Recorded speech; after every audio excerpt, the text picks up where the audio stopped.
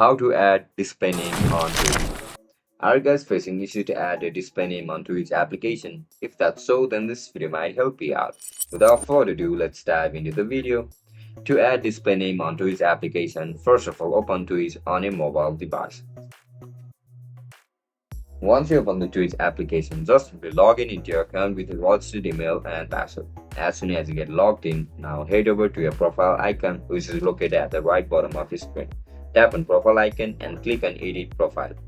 After you click on edit profile, you can see the option for display name over here. Just simply tap on it. After you click on it, now write down the name according to your preference. After you write it down, click on save.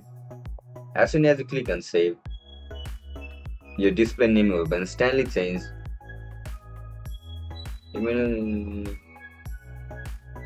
And that's it guys, that's how we're going to change the display name on Twitch application. If you guys found this video helpful, don't forget to like, share and subscribe to our channel. I'll catch you up in the next one. Bye bye.